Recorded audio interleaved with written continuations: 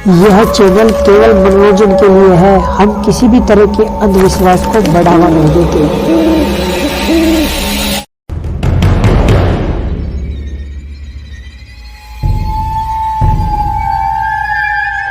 आप देख रहे हैं गौरव हॉरर स्टोरी। मैं आपका दोस्त गौरव इस कहानी में आप सभी का स्वागत करता हूं। अगर आप इस चैनल पर नए हो तो सब्सक्राइब करना ना भूलें और साथ ही बेल आइकन को भी ज़रूर दबाएं ताकि आपको नई वीडियो का नोटिफिकेशन जल्दी मिल जाए। तो चलिए बढ़ते हैं इस कहानी की ओर।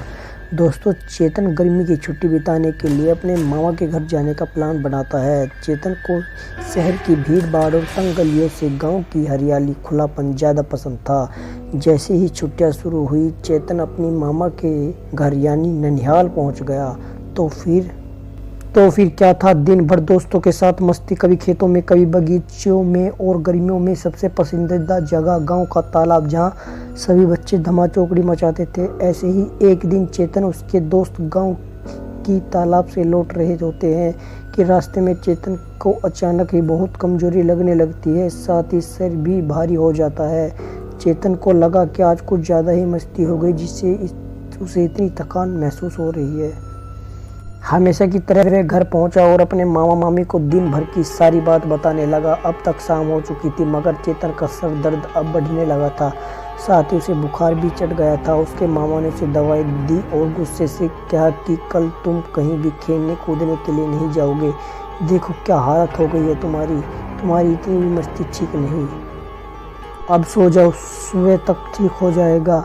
अपनी मामा की यह बात सुनकर चेतन सो जाता है। देर रात अचानक ही जोर जोर से कुत्ते भौंकने लगते हैं। कुत्तों की आवाज़ सुनकर चेतन जग जाता है। वह देखता है कि उसके गेट के पास एक आदमी रो रहा है, वह रोटी मांग रहा है। नींद में होने के कारण चेतन के पहले तो एक आदमी नजर आता है, फिर जब वह उसे ध्यान से देखता है तो उसके होश उड़ जाते हैं, क्योंकि वह कोई इंसान नहीं बल्कि एक प्रेत था जो कि जमीन से कुछ ऊपर हवा में उठा हुआ था और चेतन को अपनी ओर बुलाने का इशारा भी कर रहा था। यह सब देखकर वह एकदम से डर गया।